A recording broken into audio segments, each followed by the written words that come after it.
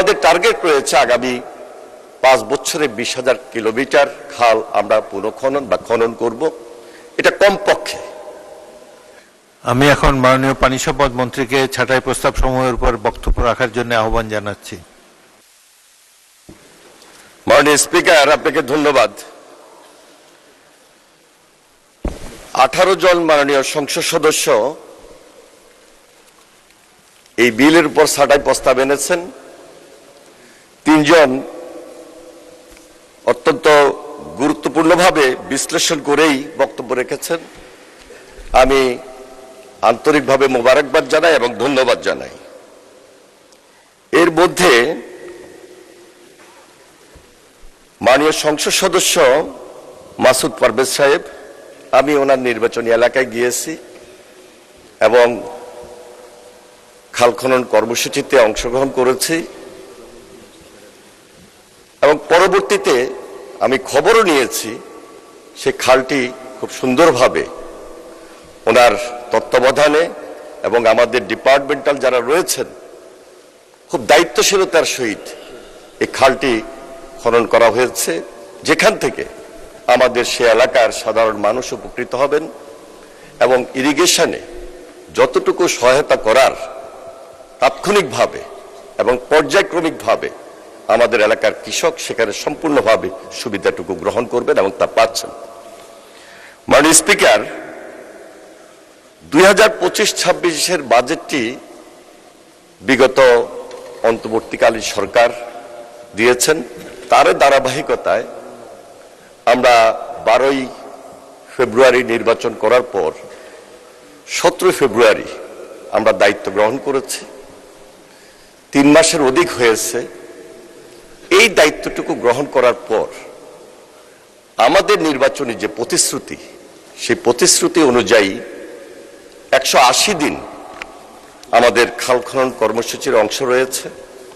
আমাদের টার্গেট রয়েছে আগামী 5 বছরে 20,000 কিলোমিটার খাল আমরা পুনঃখনন বা খনন করব। এটা কমপক্ষে। আমরা যতটুকু আমাদের কাছে তথ্য অনুযায়ী আমরা কাজ করছি এবং আমাদের মাননীয় সংসদ সদস্যদের অনেকেরই ডিউ লেটার রয়েছে, তাদের রিকোয়েস্ট আছে, তার ভিত্তিতেও আমরা স্পেশাল কিছু কাজও আমরা হাতে নিয়েছি।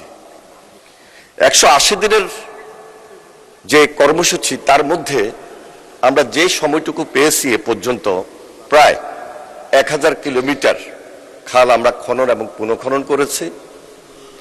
আমাদের 666টি খাল ইতিমধ্যে আমরা খননের কাজ হাতে নিয়েছি। মাননীয় স্পিকার, আমাদের এই খাল খনন প্রক্রিয়াটি অত্যন্ত স্বচ্ছতার সহিত দায়িত্বশীলতার সহিত যেন সম্পন্ন হয়, সেই দিকে আমাদের মন্ত্রণালয় আমরা একটা টিম ওয়ার্কের ভিত্তিতে নজর রেখেছি এবং দায়িত্বশীলতার সহিত এই কাজটি সম্পূর্ণ করার জন্য আমাদের অবজারভেশন রয়েছে। মাননীয় স্পিকার, 2025 এবং 26 অর্থ বছরের মূল বাজেটে পরিচালন খাতে এই পর্যন্ত 2714.14 কোটি টাকা বরাদ্দ দেওয়া হয় এবং সংশোধিত পরিচালন বাজেটে 2593.9030 কোটি টাকা বরাদ্দ প্রদান করা হয়। মাননীয় স্পিকার, সংশোধিত বাজেট প্রকাশ হওয়ার পর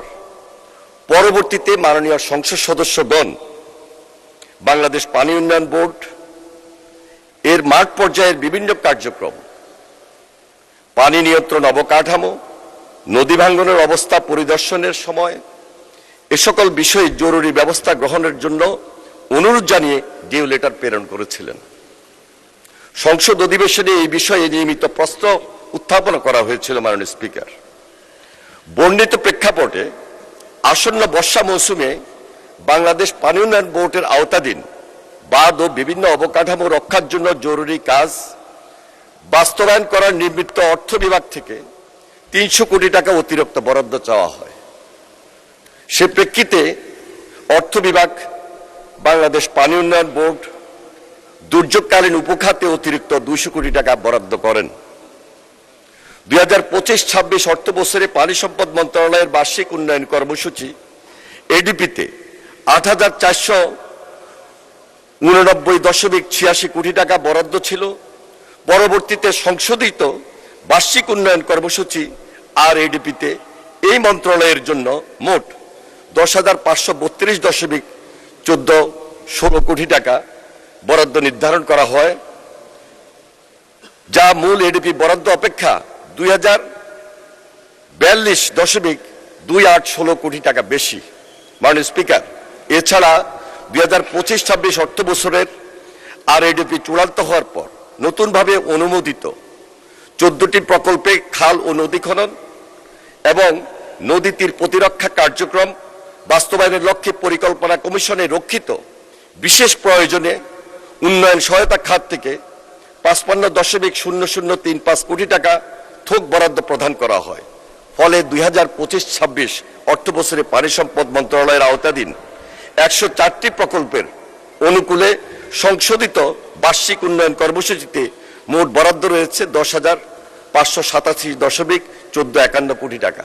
মাননীয় স্পিকার, সম্পূর্ণভাবে যৌক্তিকতাকে সামনে রেখে আমরা এই বিলটি এনেছি এবং আমি অনুরোধ করব যে মাননীয় সংসদ সদস্য যারা এই ছাঁটাই প্রস্তাব এনেছেন সেটি গ্রহণ করার মতো কোনো সুযোগ ছিল না বিদায় আমি আন্তরিকভাবে দুঃখিত। মাননীয় স্পিকার, আমি আপনাদেরকে আন্তরিকভাবে